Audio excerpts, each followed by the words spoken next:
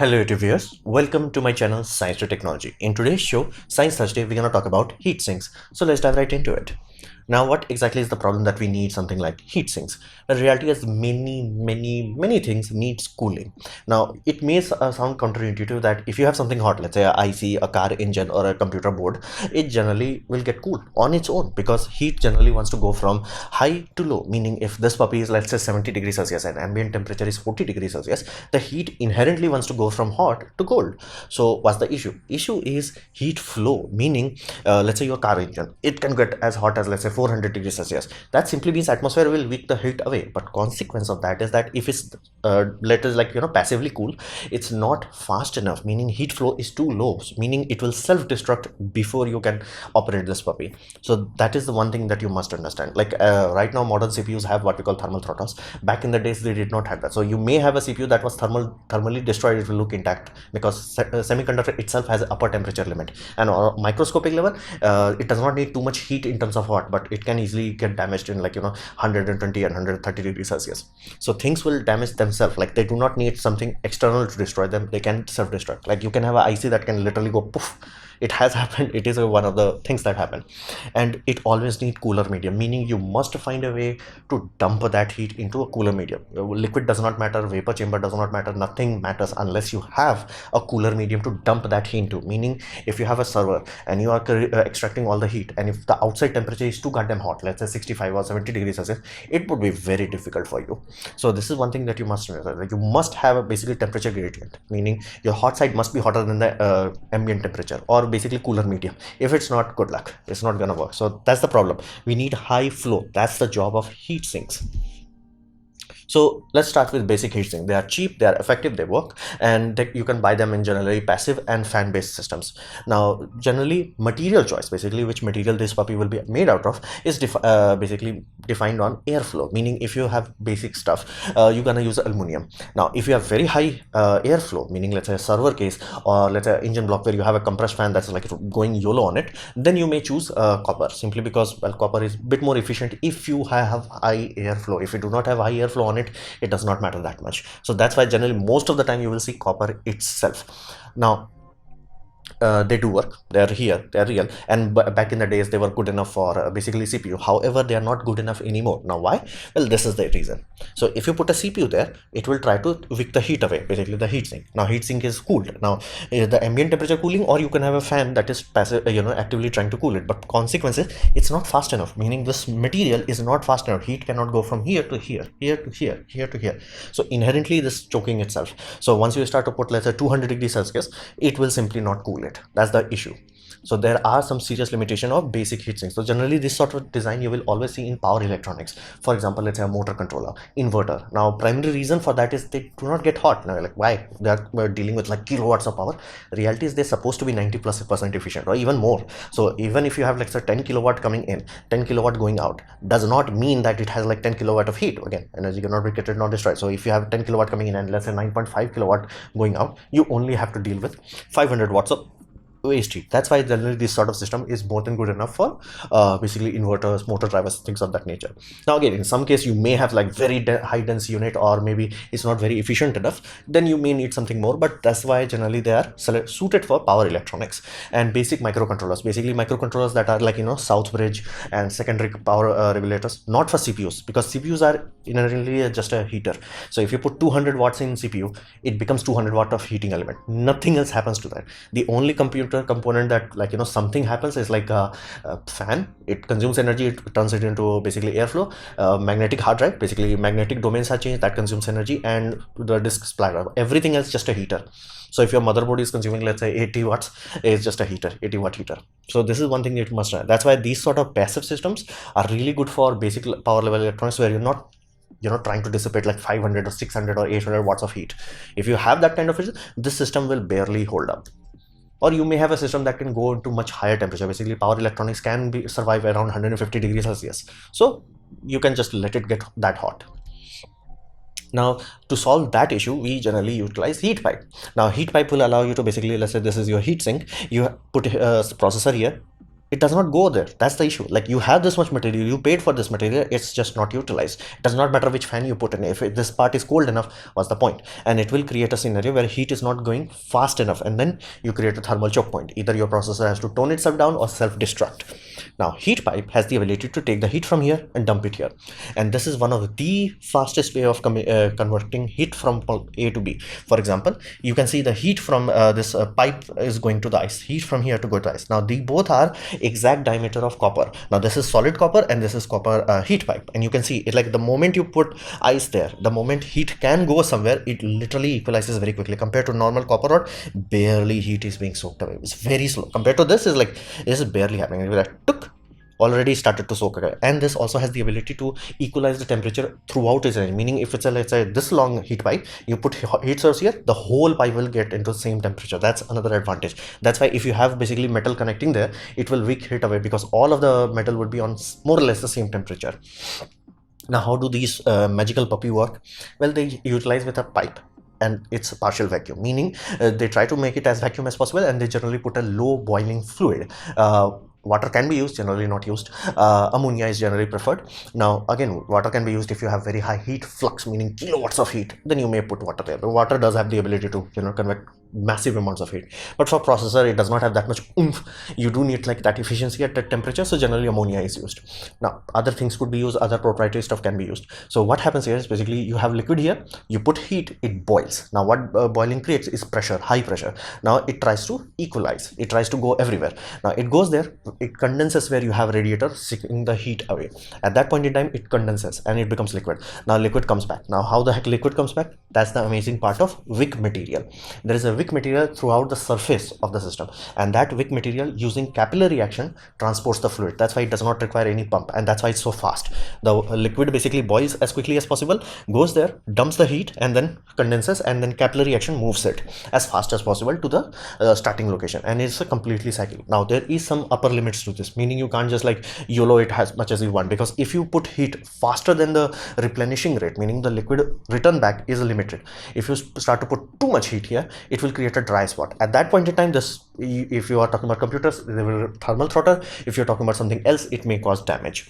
So this is one thing that you have to understand. There is some upper limit, and consequence of this design is they work perfectly well if they are cylinder, but cylinder have very poor contact area, meaning let's say your CPU is flat, you are only contacting on a very small patch. Not good enough. Now you're like, what if we squeeze it? Everybody does that. Like, you see laptops, they generally have squished heat pipes. Consequence of that is, it's really bad when you squish it. Like, something that could have like 100 watts of heat capacity will go down to 20 watt heat capacity if you squish it. Same diameter, like 8 millimeter, you squish it to 12 millimeter, everything is awesome. No, everything just went bad. It's really bad, and that's why you will see laptop CPUs requiring like more heat pipes than you will find in your desktop. It's like, why the heck it has this many heat pipes? Because you squished it. Squishing it compromises its ability to conduct basically the pressure loss and the basic capillary action. All of them gets compromised. So there is a serious limitation. You cannot just squish it as much as you want, and there is also a limit of bending them. If you bend them, you basically gas flow slows down. That means you will have boil off here as quickly, or dry out basically. So there is some serious limitation. You cannot just YOLO it. There is some basically something that you have to consider before you start designing this. You cannot just like, oh, I have a laptop process that overheats, I'm just gonna put heatsink and I'm gonna bend it here. Nah. That's why you will always see the heat pipes, they are trying to give as low bend as possible and trying to, like, be as gentle as possible. If you have very gentle curve, not too much loss happens, but again, that creates an issue. How the heck you gonna bend something that is hollow? It's a very tricky situation. So heat pipe does work. It's kind of amazing, and it does allow us to utilize basically heat sinks effectively, meaning the same amount of material will have maximum potential compared to like compromised potential, where it's like, even though this in paper, if you did the math, it should be able to, I can dissipate 100 watts of heat. Real world, it will like choke at 50 watts. At heat pipe, it can allow you to achieve around 100. So that's the whole point. Heat pipe allows you to convect heat from point A to point B using phase change efficiently and fast. That fast part is the most important part, because that stops from heat to creepily building up in your processors. Then we come to the granddaddy of that, vapor chamber. Now, heat pipes have coupling issues, and I specified like you can try to squish it, but compromises the performance, and it's inherently not flat. If you inherently are not flat, you cannot try to like actually match the efficiency of something that is flat. So flat heat pipes are called vapor chambers. Now these are built a bit differently, meaning from day one it's designed to be flat, so it's not compromising. It's like, yeah, I'm gonna do that. And it, because it works on the same principle, it has the vacuum chamber and it does need support pillar, meaning if you see any dimples like this on a vapor chamber, those dimples are what's keeping it basically separate apart. If not, the atmospheric pressure will crush it. So it has support pillar and it does have wicking area, more wicking area, so it can convect liquid flow much higher, much more effectively, basically volume wise it's far more efficient. So how much heat it can withstand on one small spot, it's very high compared to, let's say, 2 to 300 degrees Celsius on a centimeter square to 700, like again 700 plus 2, 700 watt, basically not 700 degrees Celsius, 700 watts of heat can be transferred from point A to point B. That's why all high-end laptops generally use this, and server processors use this, because this can take heat even from as small as this to dissipate into this much, and it will make sure all this, every square inch will start to match in temperature. So it's very efficient in convecting very concentrated heat to overall location. Basically you can have it this sort of look, like let's say your PlayStation is there and you put a vapor chamber there, converts the same heat sink, same amount of heat sinks, this will still be better, simply because it makes the whole heat sink into a unique one unit, whereas everything is acting as one. It's very efficient, very fast, and very great for high heat flow applications, or in case of basically mobile phones, because we are space limited, you have to use it. Because if you try to crush millimeter size sub millimeter, these are generally half millimeter or something like that, if you try to crush heat pipe that much, it collapses. So vapor chamber is really good for that. And some are going into even millimeter to micrometer kind of size. They're very amazing, but they are very expensive inherently. It's not just a structure where you just have a tube, wicking material, and proper vacuum. It's very difficult to manufacture. They require laser weldings and things of that nature. That's why it's not used everywhere, even though it's a much better variant of heat pipes. They're not used everywhere. So at the end of the day, whenever you're talking about heat pipes, vapor chambers, heat sinks, material, copper, aluminum, all you're talking about is a toolkit, meaning you have to understand right tool for the right job. And cost is the key to success. If I am to showing you this cooler, there is a very good chance most of you figure out which cooler is it, simply because this design is so successful. Now, is it the most perfect design? Hell no. Is it good enough? That's the whole point. It's more than good enough, where it's you know what? It can work. It can work for most of the things without any issue, without you ever have to worry about it.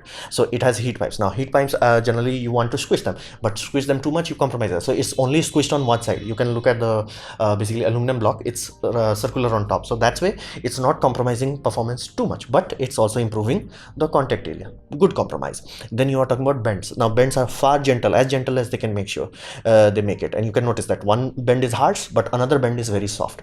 This way they get the ability to distribute heat into this region. Now why the heck you are distributing heat here and here but letting the central pile go? Again, it's a compromise. Yes and no. Yes, it's a compromise, meaning this area is not wicking the heat away, but it's supposed to be put on a fan, 120 millimeter fan. What is in the center area? Vortex, meaning because there is a hub there, it's not going into the main air path flow. So they're yeah, that's a active compromise. They made a compromise, but given all the balances, checks and balances they did, it's a very cheap cooler which you can buy very easily, and it can cool very high performance equipments quite effectively. That's the whole point. At the end of the day, cost is the key. If you cannot manufacture it, what's the point? Or if you cannot sell it, what's the point? There are many companies hey, why don't let's say laptop manufacturer use heat vapor chambers? That's amazing. It will take care of all of their problem, but if they are going bankrupt trying to buy 3070s, how the heck they're supposed to give you a vapor chamber there? Because again, it's gonna cost more money. But there is upper limit, meaning if heat pipes you need to buy too many heat pipes, at that point it's yeah, just use it. And I provided a very insightful interview down below of a Dell thermal engineer, meaning he's not dealing with electronics, he's just dealing with the how the heck I cool this puppy. That's his job, and he's gonna go into details of that's how I learned you cannot just squish heat pipes, it compromises too much. And that's why you will see in graphics card now they're going fatter heat pipes rather than squishing them. And cost is the key. If you can't afford it, what's the point? And clever design generally allows you to utilize more power, and you can notice that again, it was a clever design. If they wanted to bend this much bend here also, it will compromise the flow. They're okay, how about we just gentle bend it, 45-degree bend versus 90-degree bend. That's a compromise, but again, clever. It allows them to utilize, focus all the cooling on this area where the maximum airflow happens. So that's awesome. And this is another amazing design. This is a cheap aluminum screw. Now why the heck this sort of system is made? Simply because nowadays many inverters are using a lot of basically transistors that are very high power. Now they are high power, they are efficient, but they again 1% of even 100-watt transistors, it's kind of a lot. So it does need cooling. Now cooling at this sort of scenario is when you have long channels, how the heck you make sure air cools it effectively? You can't actually. So designer figured it out. You have heat fins here and here, and you have mounting brackets on that. So basically you can plonk a fan on here, and it creates a wind tunnel, so to say, that forces all the heat to be whipped away efficiently. And it is massive enough that if you have spike loads, which generally inverters have, like again, load won't be exactly constant all the time. So when that heat ups, it acts as the thermal mass, where it's like just absorbs the heat. Over time, it slowly dumps it away. So this sort of clever design within a budget constraint gives you a really amazing performance. And these are the vapor chambers that are being worked on right now, which are 200 micron. Like, why the heck somebody is doing that? Well, so they can put it in your mobile phones. That's why, again, once these sort of things start to mass production, you will expect to see them in almost every mobile phone, because you have to. We are reaching a point where we can't actually make a microprocessor any smaller. Like, this is another thing that heat engineers specifically talked about, is like, yeah, you can go to, let's say, 1 nanometer. You can put way too many transistors. How the heck are you going to cool it? Because silicon is inherently non-conductive. It will heat up on its own before you can conduct the heat away. And you might need liquid nitrogen to cool it. That's not feasible. So that's why you will notice modern computers chips are not focusing on base gigahertz. Base gigahertz has not gone too much higher. Like back in my days, basically my 10 years processor, if you had cooling, you could have made it like 4 gigahertz or 5 gigahertz, pushing it to 5 gigahertz. But here's the deal, today's processor also only go to that far. Why? Simply because if they push it any further, the basic heat output will be so much, nothing can wake it away. The processor itself will become the limitation, where it's like, dude, I can't conduct the heat away, even though you may have an air condition on the other end. It's like, I'm gonna take the heat away. Convection efficiency is too limited. So that's why they are focusing on spike performance, meaning it will heat up, but because again, there is a flow limit, if it will heat up within its thermal limit. It's like, I'm gonna try to heat up as much as possible. But the moment I detect thermal danger, I'm gonna pull off. That's why you'll see spike loads. So it's one of those things that you have to think about, is like, can you actually cool the puppy? And these are like very good example of basic server grade system. So they have a small processor, like, again, the heat generating area, and they have huge area where they have to conduct the heat away. That utilizes large vapor chamber, perfect for that. Very high density copper fins. Now coppers are very efficient at like high airflow and high density, because generally fans that are running in servers, they consume around 100 watts, like almost a ceiling fan kind of worth kind of power, and they have multiple of those. So airflow rate is ludicrously high. They don't even have fans, they have blowers. So fundamentally this allows them the best of both worlds. It's not too huge, but it is expensive. Vapor chamber is expensive, and having like those precise fins and made out of as pure copper as possible, expensive, but again, does work. So this is the whole thing. Good coupling is the key here. Basically, if you can couple the heat from source to your heat sinks, awesome. How you do that, that's up to you. Like, you can have this design, you can have just passive system. Again, if it does not get hot enough, does not matter. Some scenarios, some phone companies are trying to like just seeing like what happens if you put a very thin layer of copper. Now, like, why the heck you want thin? Thin is better at conducting compared to thick one. Thick one acts as a good heat soak, but will not act as a very speed of conduction is directly proportional to the thickness. If you have very thick, conduction speed is not too high. So people are experimenting. It's like, because if this is expensive, what else can be done? You will see people talking about graphene sheets. That's the primary reason. If you can conduct the heat from the hot part to a whole, let's say, 6-inch phone, it cools down very effectively. So this is the toolkit that we are working with nowadays. So this was my presentation on basically heat sinks. Hopefully you have liked it, learned from it. In that case, please click the like button, share it amongst your friends. That will help me a lot. If you didn't like it, didn't enjoy it, I urge you to press dislike, press it twice to show me extra disappointment. Please leave a comment, because I do try to reply to all of them. Subscribe, press the bell icon if you're free, and as always, thanks for watching.